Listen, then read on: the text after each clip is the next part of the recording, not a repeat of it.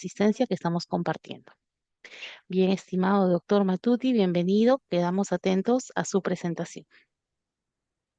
Ok, muy buenos días.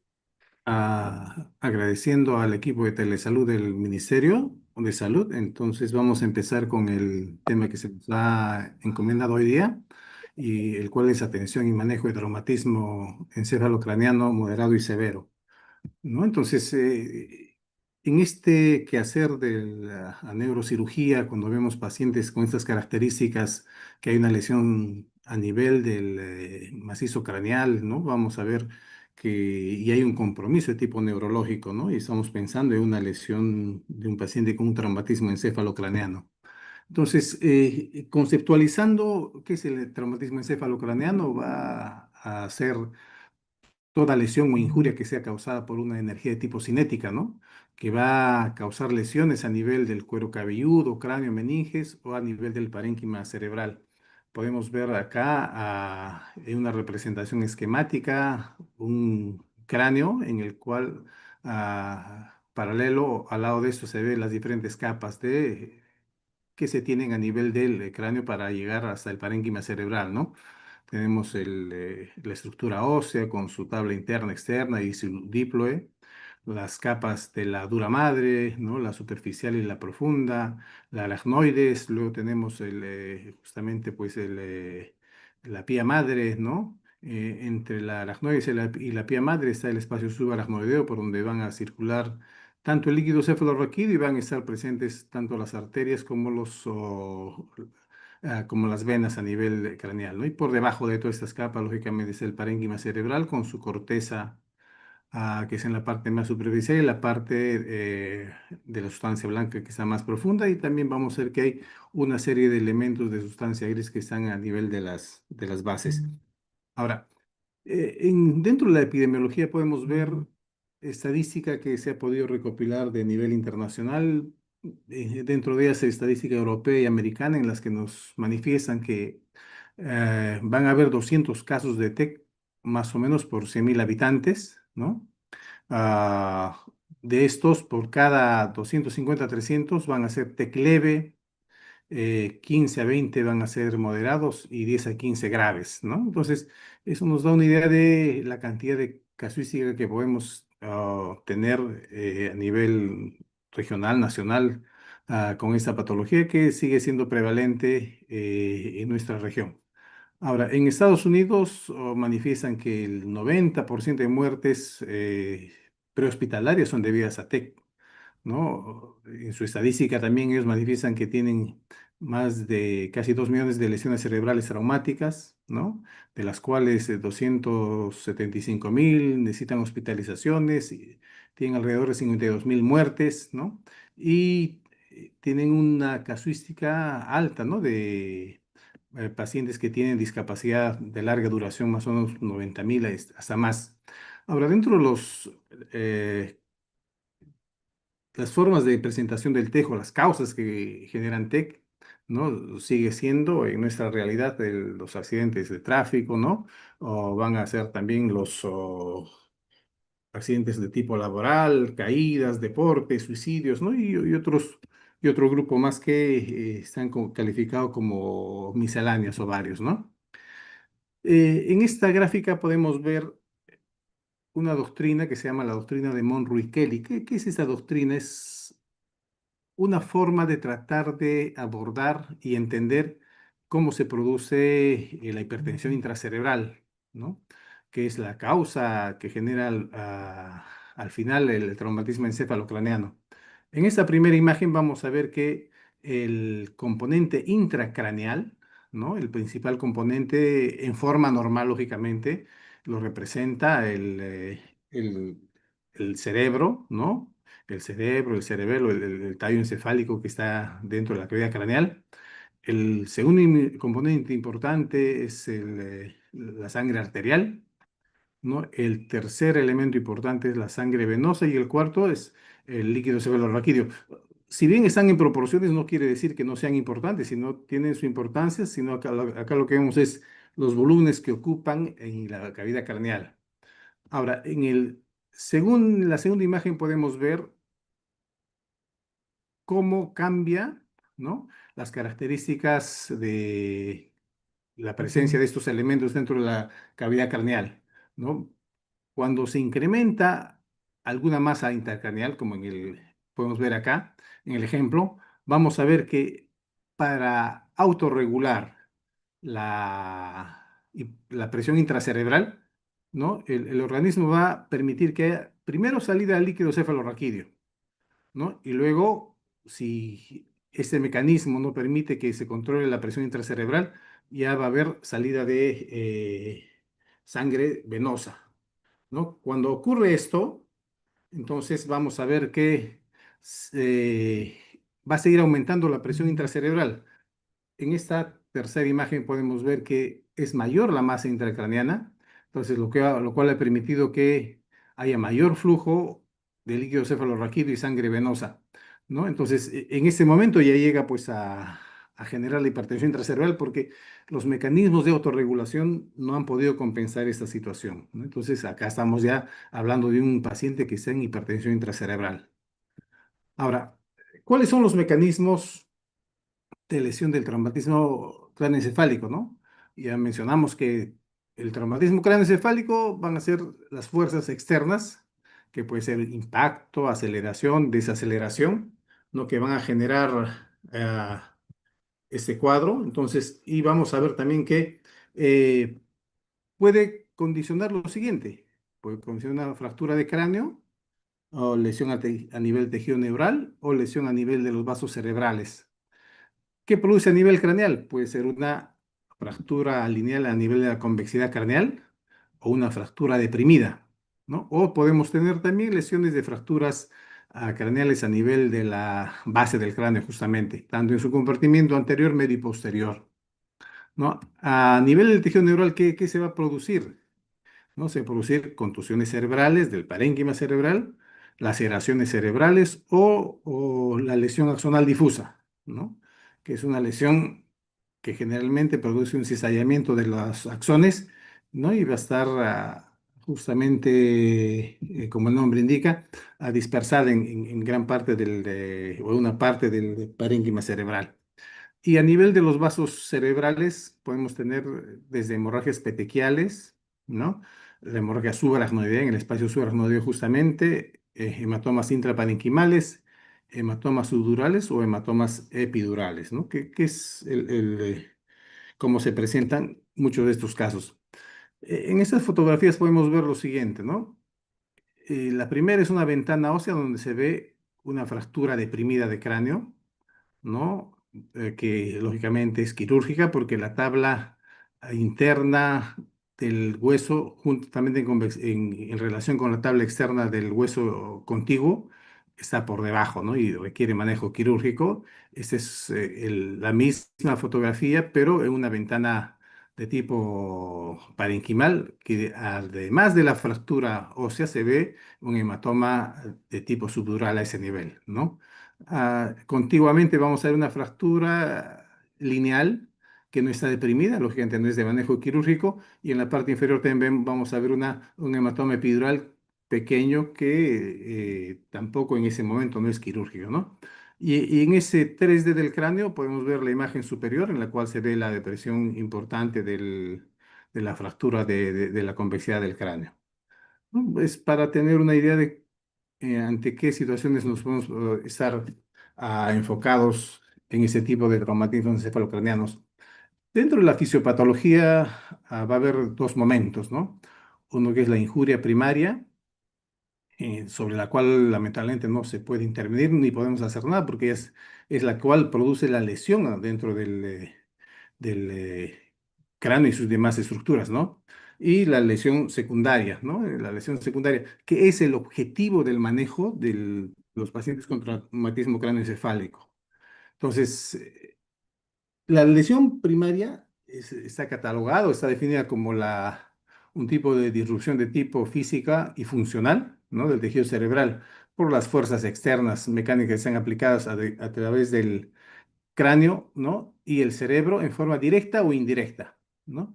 Y la injuria secundaria se va a tipificar como la que es causada por una serie factores bioquímicos y moleculares que van a producirse a raíz de la lesión primaria y los cuales van a tener efectos adversos a nivel del parénquima cerebral. Entonces, la injuria primaria, ¿no? Vamos a catalogarla de dos maneras, una injuria primaria focal o una injuria primaria difusa. Dentro de las injurias primarias focales está la contusión cerebral focal, las hemorragias subdural, epidural, intracerebral e intraventricular inclusive. Y en las injurias difusas vamos a tener la lesión axonal difusa, las contusiones múltiples y la lesión hipóxica isquémica que se produce también en el TEC. Ahora, la injuria secundaria, justamente sobre la cual tenemos que actuar e intervenir para poder hacer manejo de estos casos, no va a tener tres niveles, ¿no? Un nivel tisular, un nivel intracraneal y un nivel sistémico. En el tisular, ¿cómo empieza después de haberse producido la lesión primaria? Hay una despolarización importante que va a liberar glutamato, ¿no? Y aspartato, que son los neurotransmisores excitatorios, los cuales van a activar y alterar los canales iónicos. Va a ingresar agua y sodio que produce el edema cerebral y esto a su vez si continúa produce muerte celular. Y también va a ingresar el calcio, ¿no? Ese calcio al ingresar dentro de la célula va a producir una activación de los mediadores químicos de la inflamación, ¿no? Prostaglandinas, leucotrienes y radicales libres, los que van a generar la apoptosis o muerte cerebral, ¿no? Entonces, es lo que se produce a nivel tisular. Y a nivel intracraneal, lógicamente, toda esa representación tisular va a estar manifestada por un edema el cual va a generar una hipertensión intracerebral, ¿no? Y a nivel sistémico, ¿qué va a producir, no? Hipotensión e hipoxemia que van a ser los generadores de mayores lesiones a nivel del cerebro. Entonces, producido el trauma por la lesión primaria, ¿no? Inmediatamente el organismo va a generar, ¿no? La lesión secundaria, ¿no? ¿Y qué es esta? Los mecanismos bioquímicos, ¿no? Y moleculares que generan sobre todo el ingreso de calcio, ¿no? Dentro de la célula, y la cual va a producir liberación de leucotrienes, prostaglandinas que generan mayor edema vasogénico, aumento de la presión intracerebral y apoptosis de las células nerviosas, ¿no? Entonces, es importante recordar esto, que van a haber una serie de factores que se conocen como los umbrales de isquemia, ¿no? Hay que recordar que el flujo sanguíneo cerebral va a estar representado o va a ser 50 centímetros de sangre por 100 gramos de tejido por minuto. Ese es el flujo sanguíneo normal, ¿no? Y justamente en ese volumen va a haber un funcionamiento normal del cerebro. Cuando está está bajando ya cercano a 18 cc de flujo sanguíneo cerebral, ya va a haber falla eléctrica y si sigue bajando ya vamos a comenzar a ingresar a lo que se conoce como la penumbra isquémica. Y si ese flujo sanguíneo cerebral está por debajo de 12 centímetros por 100 gramos de tejido por minuto, ya va a haber falla metabólica, ¿no? Y comenzará a producirse la isquemia cerebral. Ahora, ¿cómo clasificar? ¿No? Tenemos el cuadro que se nos presenta y una de las maneras más fáciles de manejar y poder clasificar el traumatismo encefalocraneano es usando la escala de Coma-Glasgow, ¿no? Como el nombre indica, la escala de Coma de Glasgow lo que quiere hacer es diferenciar el paciente que está en coma del paciente que no está en coma, ¿no? Entonces, y el paciente que está en coma es el que está con Glasgow menor de 8, ¿no? Y el manejo es distinto de un paciente que tenga un Glasgow mayor. Entonces, van a haber tres elementos, ¿no? Un elemento que es el elemento visual, el otro que es el elemento verbal y el otro es el elemento motor. En el aspecto visual vamos a ver que vamos a dar una puntuación del 1 al 4. Lógicamente, el valor más alto, 4, es cuando hay una apertura ocular espontánea, ¿no? Está despierto el paciente, puede orientar la mirada sin ningún problema, ¿no? Ahora, va a reducirse el puntaje a 3 cuando el paciente al que evaluamos está con los ojos cerrados y nosotros ah, ordenamos que abra los ojos y él puede abrirlo, ¿no? Y así que no, ese sería un puntaje de 3. Pero si el paciente se mantiene con los ojos cerrados, a la orden verbal no hace apertura ocular y recién lo hace al dolor, ¿no? Eso sería un puntaje de 2. Y si a la orden verbal y ni al dolor hay apertura ocular, es un puntaje de 1. No, no nos olvidemos que en la escala de Comer-Glasgow el puntaje mínimo es 3 y el máximo es 15. ¿No? Entonces, ahora, en lo que se refiere a la respuesta verbal, ¿no? Cuando uno interroga justamente al paciente que está con traumatismo encefalocraniano o le realiza preguntas, ¿no? Y él tiene una respuesta orientada, conversa, sin ningún problema, es un puntaje de 5. Pero si a las preguntas, a la conversación él se encuentra desorientado, ¿no? Habla, pero es totalmente desorientado, será un puntaje de 4, ¿no? Y si a este mismo o a un paciente con TEC, a las preguntas hay una respuesta verbal inapropiada, será un puntaje de 3. Y si solamente realiza sonidos incomprensibles, ¿no? Sin poderse orientar en nada, es puntaje de 2. Y si no hay respuesta verbal, el puntaje será de 1. Ahora, en lo que se refiere al tercer componente, que es el componente motor, ¿no? Entonces, tendré un puntaje de 6 si al paciente yo le ordeno y le pido que haga movimientos, ¿no? De los miembros y él obedece y los hace sin ningún problema y adecuadamente, ¿no? Ahora, si le doy órdenes para que realice movimientos, no los hace, entonces ya tendré que hacer una estimulación de tipo dolorosa. Y si solamente moviliza el estímulo doloroso, será un puntaje de 5, ¿no? Si el paciente le hago localización de dolor, ¿no? No hace la localización adecuada, pero si hace una retirada y flexión, será un puntaje de 4. Y si el paciente ya hace una flexión anormal, será un puntaje de 3. Y eso está tipificado, catalogado como una rigidez de decorticación. Y si al estímulo doloroso me hace extensión, ya será una rigidez de descerebración. Y si no hay ninguna respuesta motora, el puntaje será 1. Entonces, el menor puntaje 3 y el mayor puntaje 15, ¿no? Entonces, lógicamente, lo importante en esto es recordar esa puntuación, que es una forma fácil de poder catalogar los cuadros de traumatismo encefalocraneano. Eh, y lógicamente es muy importante saber que el 80% de los casos de TECs están en la primera catalogación de TEC leve, que sería el Glasgow entre 13 a 15 puntos, ¿no? Si no, no habría sistema que pudiera aguantar si fuera mayor la casuística de traumatismos encefalocranianos, ¿no?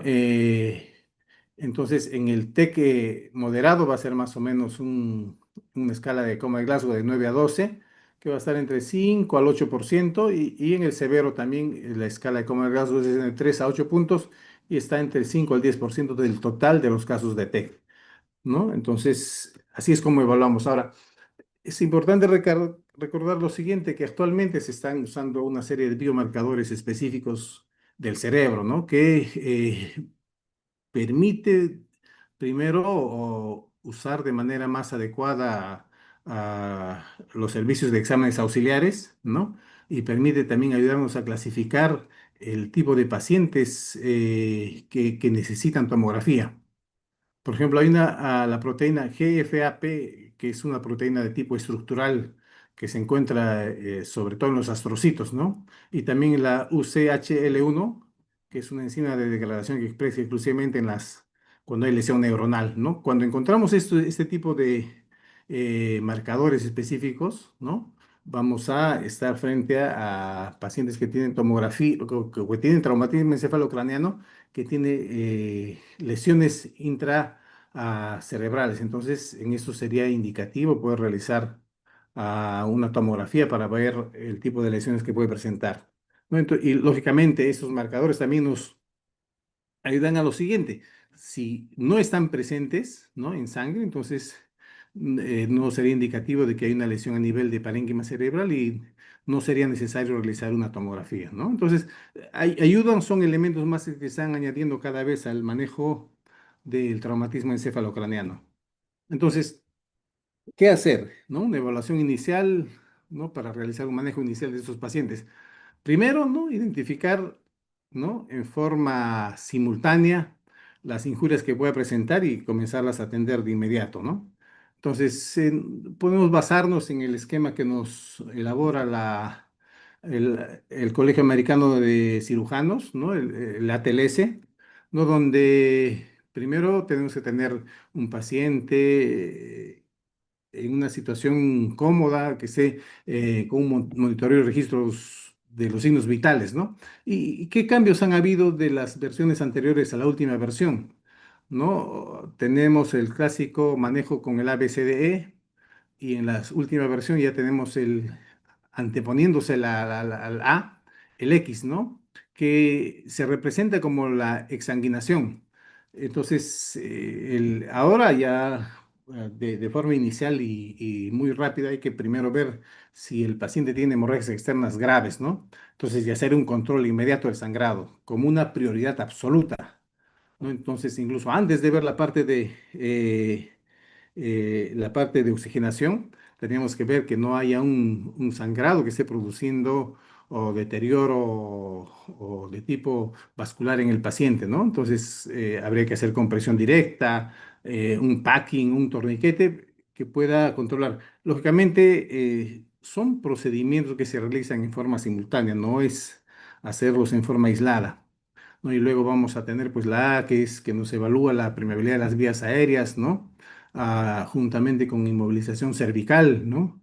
El B, que es la adecuada oxigenación y ventilación, ¿no? Entonces el C, que lo que va a ver es la estabilidad hemodinámica, ¿no? Cómo está la insuficiencia circulatoria, ¿no? El objetivo es normotensión, ¿no? Entonces es importante, ¿no? Y luego en la D hacer una nueva revisión y control del sangrado externo, ¿no? Y en la E hacer un control y tratamiento del dolor del paciente. Una vez que se logra la estabilización respiratoria y cardiovascular, ¿no? Lógicamente habiendo así hecho control de si hubiera cuadro de sangrado externo, ¿no? Se procede a hacer la valoración neurológica, ¿no? Inspección, nivel de conciencia, tamaño y respuesta pupilar, que es muy importante, ¿no? La anisocoria, ella me indica que el paciente puede tener una lesión cerebral importante, ¿no? Como están los movimientos oculares, la función motora y sensitiva, el patrón respiratorio y, lógicamente la escala de coma de Glasgow que me va a permitir catalogar al paciente con traumatismo encefalocraneano, tanto en traumatismo leve, moderado y severo, ¿no? Entonces, ¿cuál será el manejo secundario del TEC moderado y grave? Lo importante, ¿no? Hay que mantener una hemostasia para prevenir y disminuir y controlar las injurias secundarias y justamente también evitar el mayor daño cerebral. Entonces, es importante acá la presión de perfusión cerebral, ¿no? La oxigenación y mantener un metabolismo cerebral en forma óptima, ¿no? En lo que se refiere al traumatismo encefalocráneo moderado, que es el que se encuentra entre la escala de Coma-Glasgow 9 a 12, ¿no? Al evaluar al paciente, es un paciente que puede estar confuso, somnoliento, ¿no? Pero aún puede seguir órdenes simples, ¿no? Entonces, a este paciente hay que, primero, en todo paciente que yo catalogue como TEC moderado, es necesario hacer un monitoreo con tomografía, ¿no? Tomografía cerebral sin contraste, ¿no? Entonces, inicialmente, a todos los casos, ¿no? Entonces,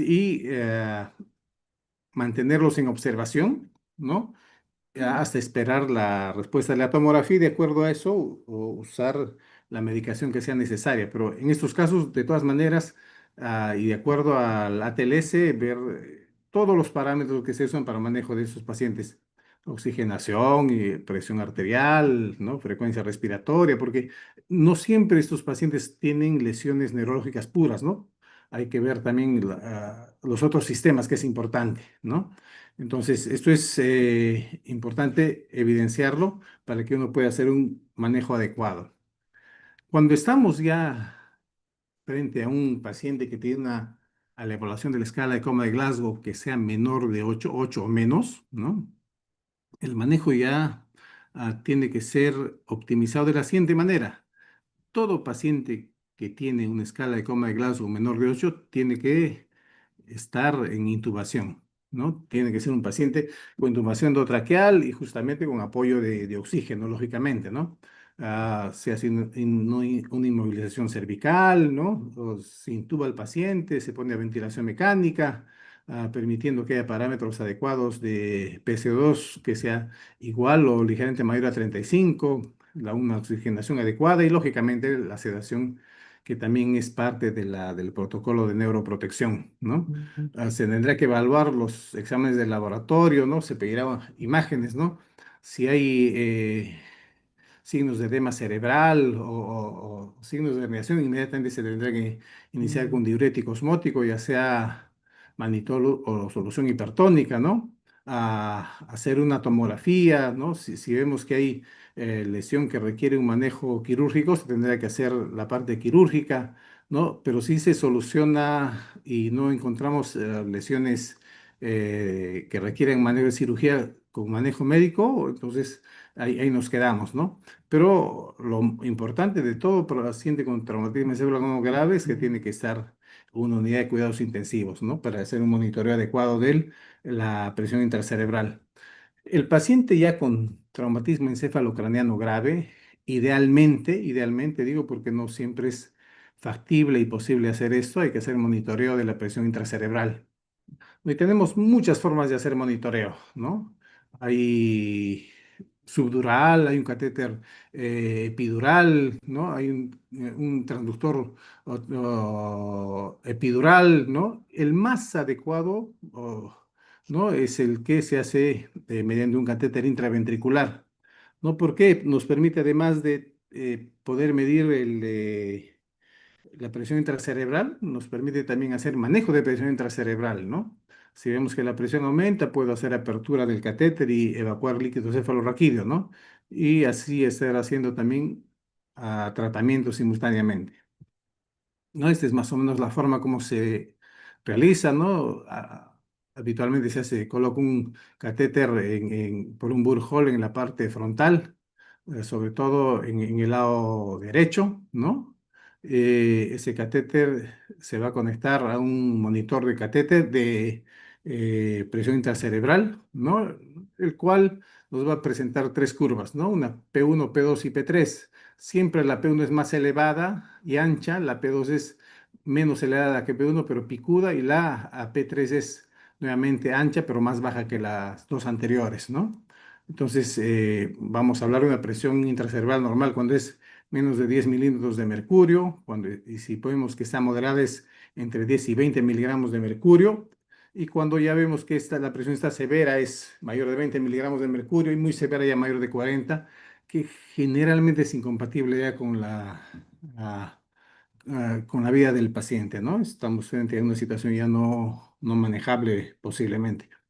Entonces, lógicamente, en este tipo de pacientes, exámenes auxiliares que necesitamos es cómo está la sangre, el grupo sanguíneo, hemoglobina, hematocrito, factor RH, porque posiblemente vamos a necesitar de transfusiones sanguíneas, ¿no? Cómo está la glucosa, ureocatinina, gases arteriales, electrolitos, ¿no? Manejo de paciente crítico en cuidados intensivos, ¿no? Lógicamente es necesario también hacer una radiografía de la columna cervical del tórax, abdomen y pelvis para hacer una evaluación completa del paciente, ¿no? Lógicamente, si hay patologías concomitantes traumáticas, poderlas atender en su momento. Eh, en las tomografías cerebrales vamos a ver una serie de lesiones que son importantes para nosotros, ¿no? En esta imagen podemos ver un hematoma subdural amplio con una desviación marcada de línea media, ¿no?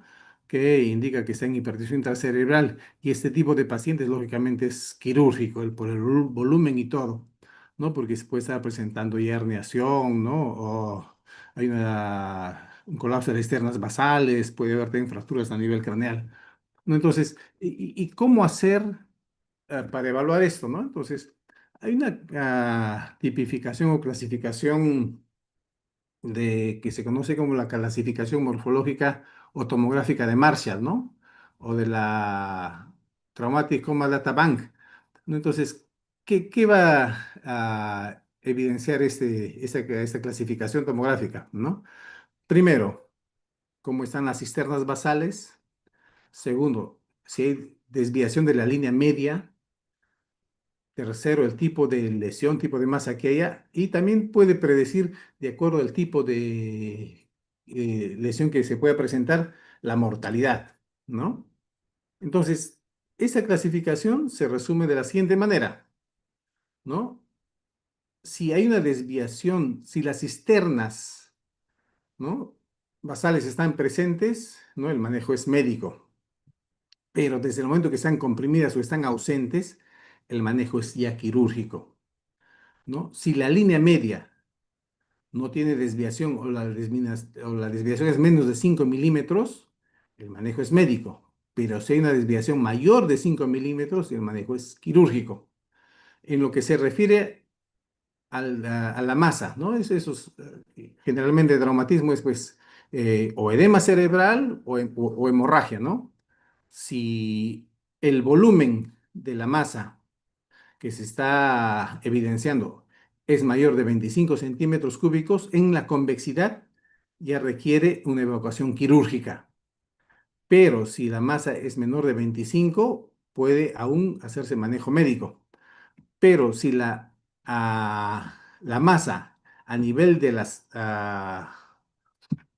a nivel de la fosa temporal o la fosa posterior es mayor de 10 cc, ya requiere manejo quirúrgico, ¿no? Y acá podemos darnos cuenta en la última fila en la cual, de acuerdo a las características que se presentan, incluso la mortalidad que podemos presentar ante la no observancia y la no atención de este tipo de cuadros. Por eso, esta clasificación de Marshall es muy importante y permite rápidamente darse cuenta de ante qué situación estamos y qué hacer para poder resolver este tipo de problemas. Ahora, miren, acá hay una serie de fotografías que las he puesto para que se puedan ir viendo los distintos tipos de hematomas. Este es un hematoma de tipo epidural en la fosa temporal, ¿no? En el medio se encuentra una hemorragia subaracnoidea, ¿no? En los pacientes que se presentan con TEC. En el lado contiguo está una hemorragia de tipo subdural, amplia. Por debajo se encuentra una hemorragia múltiple frontal bilateral, ¿no? Y en el último cuadro que está por debajo, en el lado derecho, se encuentra ya una zona de encefalomalacia, ¿no? Que sería una consecuencia posterior del traumatismo encefalocraneano. Ahora, es importante también recordar lo siguiente. Así son como se nos presentan las placas, ¿no? Con cortes pequeños, ¿no? Lo que uno tiene que hacer es siempre recordar y mirar ¿no? el tipo de escala en el cual está hecho esto, ¿no? Y de acuerdo a eso uno puede incluso medir los volúmenes sanguíneos, ¿no? Es una forma, no es nada difícil, ¿no? Uno puede agarrar tranquilamente la fórmula del volumen, ¿no? Largo por alto por ancho sobre 2, ¿no?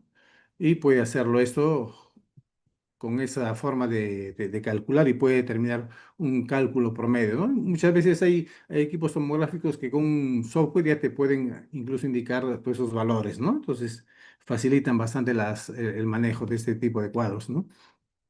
Aquí podemos ver un tipo de lesiones como la lesión axonal difusa, ¿no? Que se ven en ciertas fases de resonancia, arriba abajo, ¿no? Entonces, este es ya una lesión histopatológica de un paciente que tuvo lesión axonal difusa y falleció, ¿no? Y estas son hemorragias, ¿no? En el cuerpo calloso por lesión axonal difusa, ¿no? Y este es un edema en resonancia en la parte central, justamente también por lesión axonal difusa en cuerpo calloso y en cerebelo, ¿no? Entonces, son lesiones realmente dramáticas. ¿Por qué motivo? Si uno revisa un paciente con una tomografía normal, pero el deterioro neurológico es importante, generalmente podemos estar ante una lesión axonal difusa, ¿no? Y las lesiones axonal difusas se pueden evidenciar solamente en ciertas fases de la resonancia o post-mortem, lamentablemente. Ahora, podemos tener fracturas de base de cráneo, ¿no? Tanto en fosa anterior, media y posterior, ¿no? Que nos van a indicar signos de mapache, signos de Battle, ¿no? O también rinorraquia, otorraquia, otorrea o rinorrea, ¿no? Entonces, esos van a ser signos que nos permitan ver a qué nivel está la lesión, ¿no? Entonces, como estrategias de manejo, ¿no? Siempre es importante la hemodinámica cerebral, mantener una buena perfusión cerebral, una buena oxigenación, ¿no? Si es necesario, se tendrá que hacer hiperventilación, usar osmoterapia, también osmoterapia añadida a diuréticos que permiten el mejor funcionamiento de la osmoterapia, ¿no? Entonces, este es un paciente en esta fotografía que generalmente necesita todo este equipamiento, ¿no?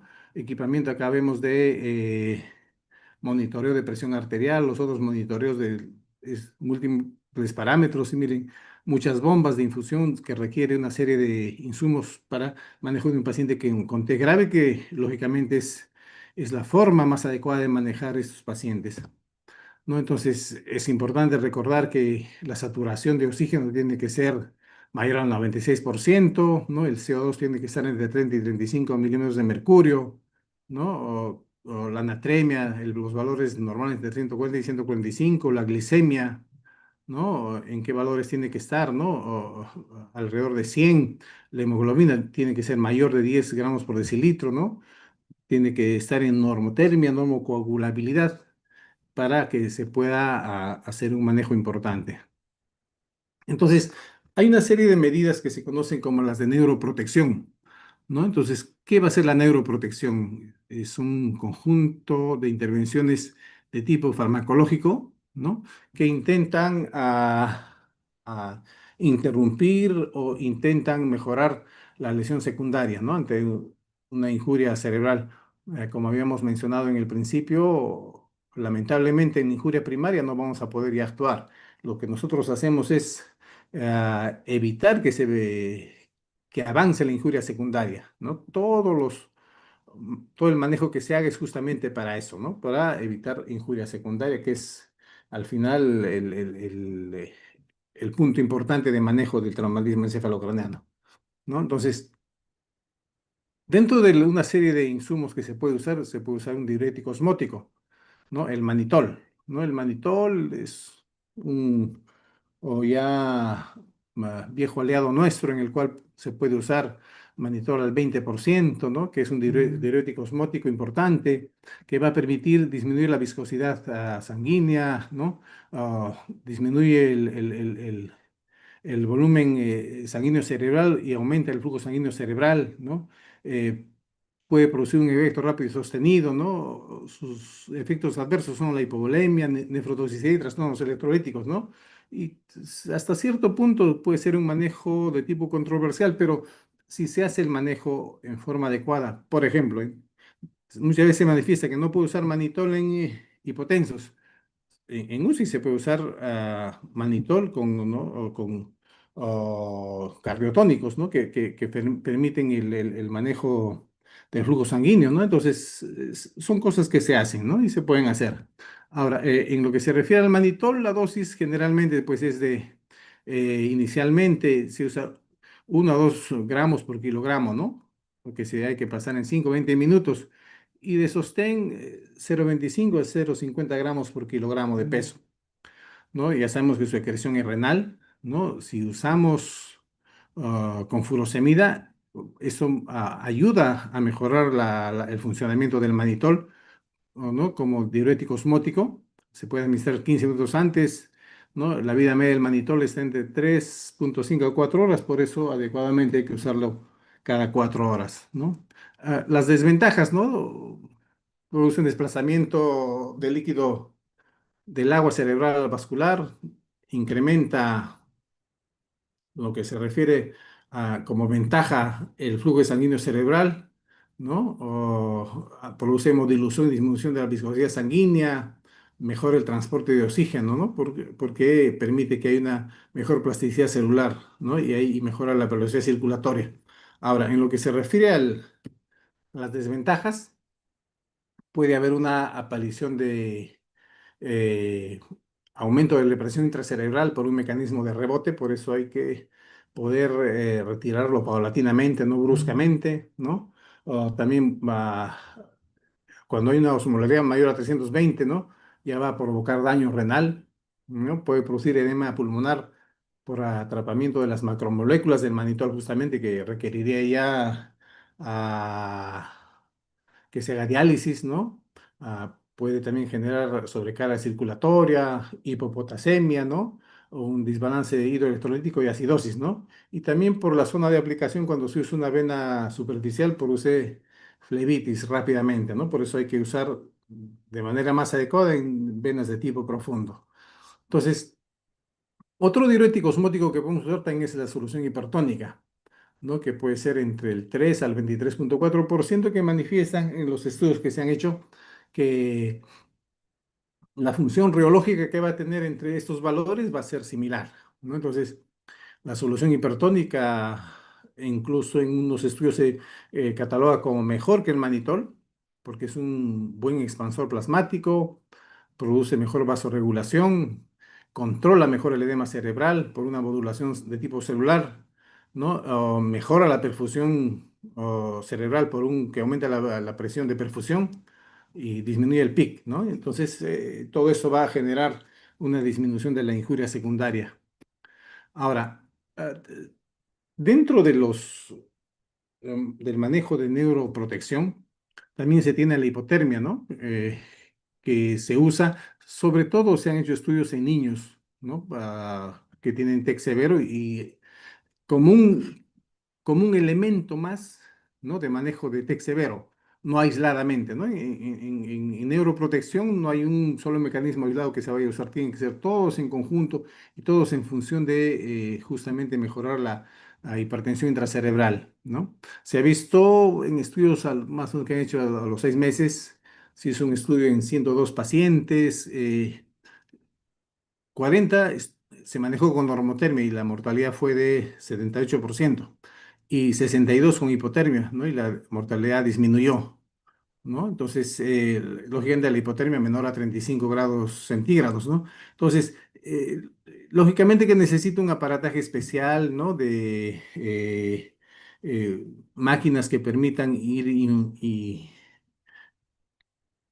pudiendo ingresar líquidos que se van enfriando paulatinamente, no se puede hacer un enfriamiento brusco, ¿no? Igual, si se retira ya la hipotermia, hay que hacer un calentamiento progresivo, no brusco, ¿no? Entonces, eso es importante. Lógicamente, el aparataje todavía no es muy fácil de acceder a ello. Ah, y sobre todo se ha visto que manejo de pacientes pediátricos con TEC severo, con más, ¿no? Y que se maneje con hipotermia, los resultados son más adecuados. Ahora, lógicamente, la sedación y la analgesia es importante. Ya sabemos que todo lo que es dolor va a incrementar la hipertensión intracerebral, ¿no? Se puede usar propofol, ¿no? Benzodiazepinas, ¿no? Se pueden usar barbitúricos. El fenobarbital se dice que es el mejor neuroprotector porque disminuye el metabolismo cerebral, ¿no? Aunque está en muchos lugares ya casi en desuso, ¿no? Y lógicamente lo que tenemos que hacer es también usar anticonvulsivantes porque lo que hay que hacer es estabilizar los canales de sodio y potasio, ¿no? Hay que hacer estabilización de la membrana. Entonces, pero tenemos la fenitoína que es endovenosa que en niños puede producir toxicidad, ¿no? Y deterioro cognitivo con el tiempo. Hay que hacer control de glicemia, es importante, ¿no?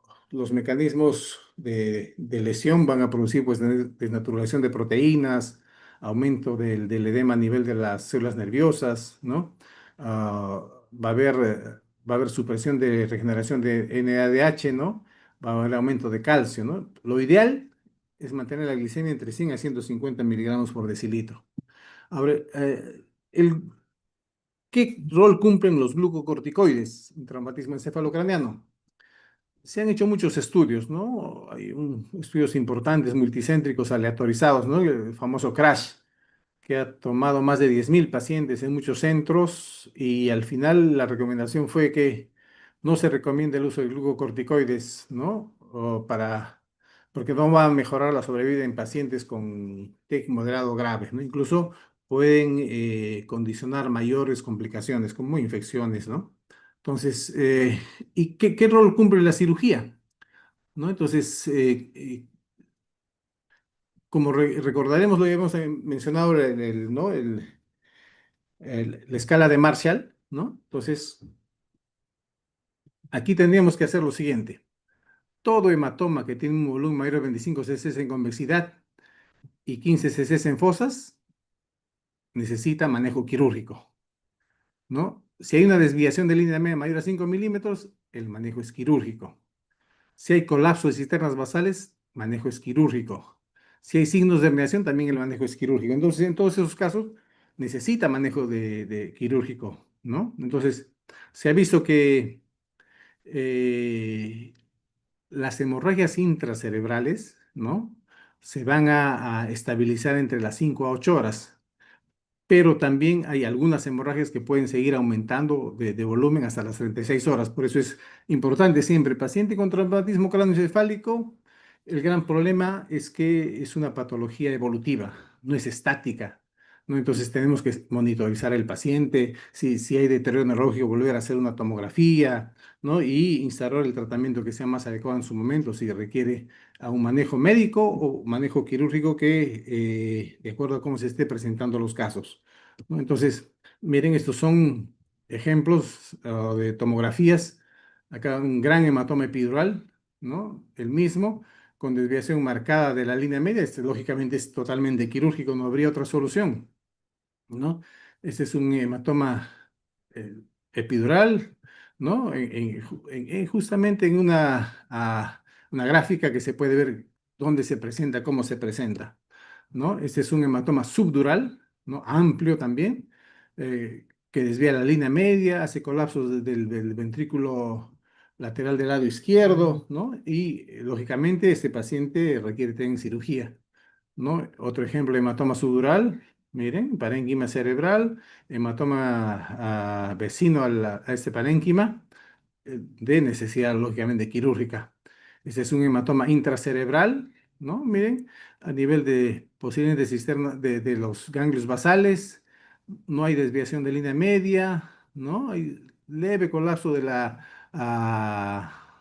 del cuerno frontal del ventrículo lateral, ¿no? Estaría indicado en este caso manejo médico, ¿no? Entonces, eh, ante una situación en la cual ya no hay buena respuesta del manejo médico, ¿no? Se tendría que instaurar la craniotomía descompresiva, ¿no?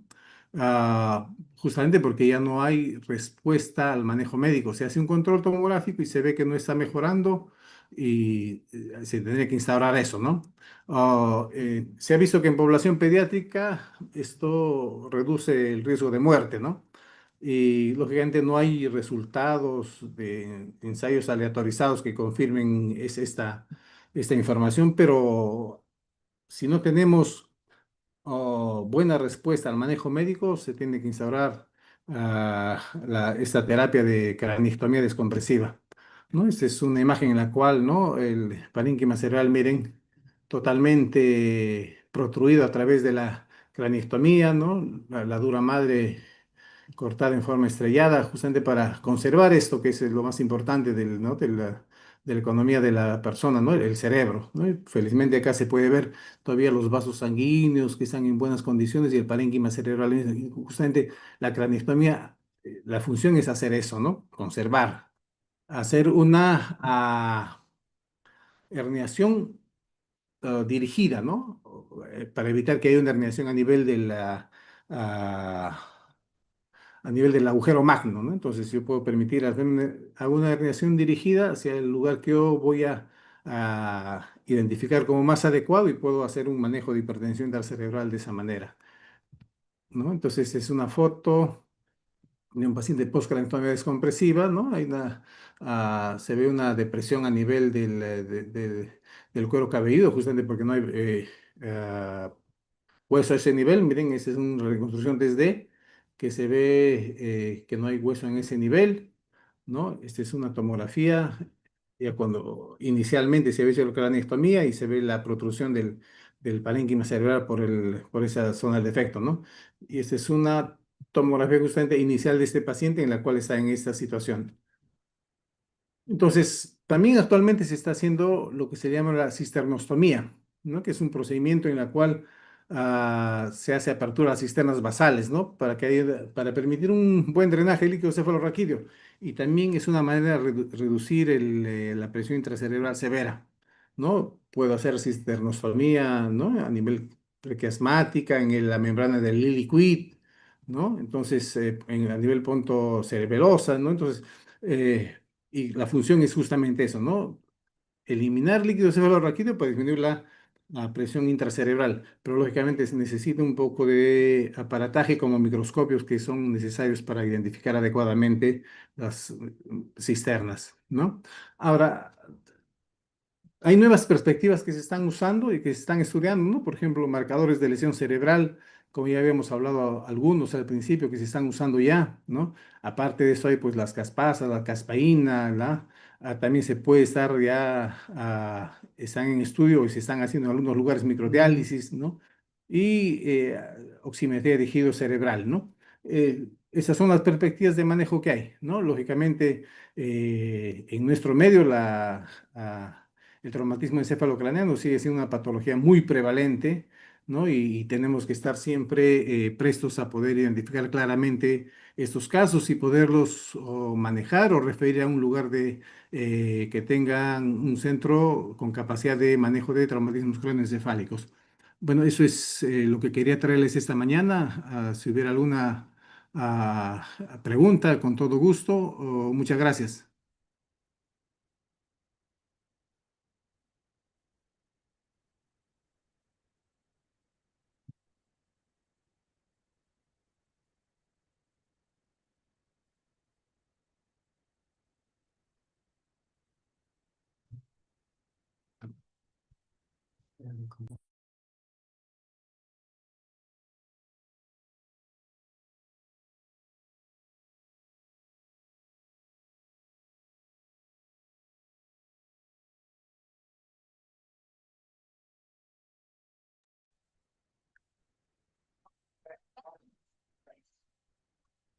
Doctor Matuti, ¿me logra escuchar?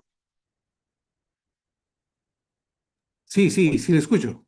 Uy, al parecer tenía el micro apagado, disculpen. Queremos agradecer por esta excelente exposición al doctor Arturo Richard Matuti Urbando.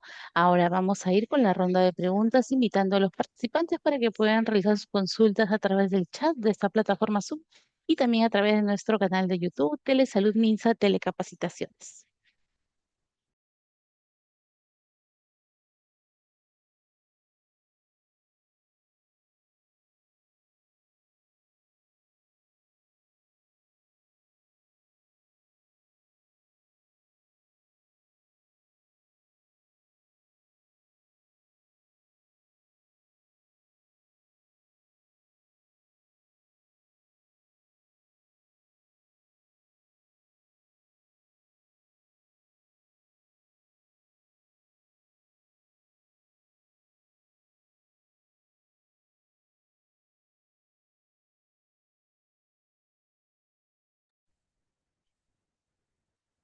Bien, vamos con nuestra primera consulta. Nos están escribiendo, nos dicen una consulta. El manejo de TEC severo en un centro de salud donde no tenemos para intubar y debemos referir, ¿cómo sería el manejo adecuado? Ahora, si estamos frente a un TEC moderado, todo TEC moderado ya requiere manejo de tipo especializado, ¿no? Y también requiere una evaluación tomográfica. Lo que se tiene que hacer es, en cuanto identifica un paciente que tiene una escala menor de 13, referirlo, ¿no? Lógicamente, si hay un problema en saturación, tendría que ser con apoyo de oxígeno, con cánula binasal o lo que se tenga en el momento, ¿no? Y ver que la presión arterial media esté adecuada, ¿no? Mayor de 90 y la saturación mayor de 95. Esos serían los dos parámetros importantes para referir esos pacientes.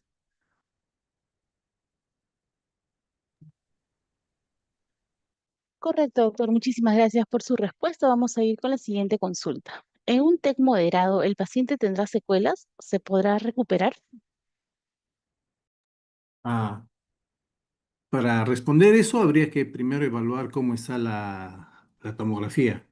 Si en la tomografía uno ve lesiones intracerebrales, ¿no? Las secuelas van a ser de acuerdo dónde están presentes, ¿no?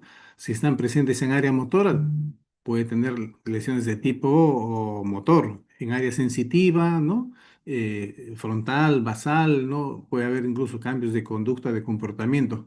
Lógicamente, no nos olvidemos y recordemos que el cerebro, de acuerdo a la zona en la cual se produce el daño, o las secuelas pueden ser también de acuerdo a la función que cumple esas distintas zonas cerebrales, ¿no?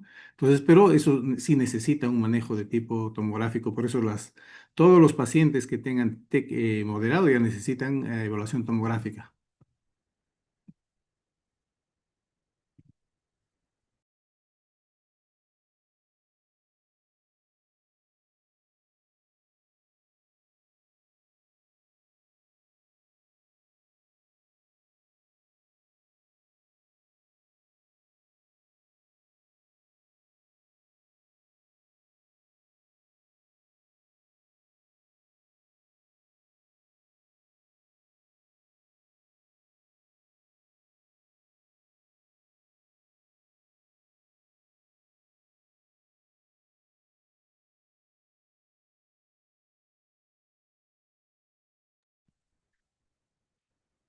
Vamos a seguir invitando a los participantes para que realicen sus consultas en este momento. Lo pueden realizar a través del chat de esta plataforma Zoom y también a través de nuestro canal de YouTube.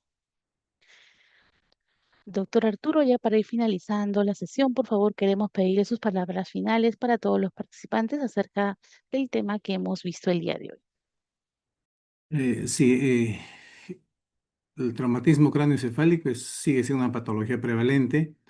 Entonces uno tiene que estar siempre atento, alerta y poder evaluar adecuadamente un paciente, ¿no?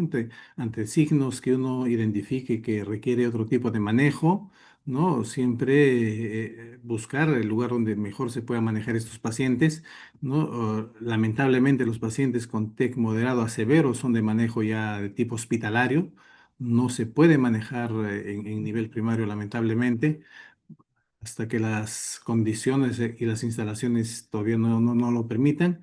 Por eso los signos de déficit neurológico hay que evaluarlos rápidamente y hacer la referencia que sea necesaria. Gracias. Muchísimas gracias, doctor, por sus palabras. Vamos a ir con nuestra última consulta que tenemos en el chat. Nos preguntan, para que la PIC no se eleve demasiado, ¿la presión arterial periférica debe ser mayor que la presión permisiva? ¿En cuánto debemos considerar? La presión arterial media tiene que estar manejada alrededor de 90 o más de 90 para que se pueda manejar una presión de perfusión cerebral adecuada, ¿no? Entonces, porque al final lo que necesitamos es mejorar la presión de perfusión cerebral que se mantiene o que se maneja adecuadamente con una presión arterial media mayor de 90.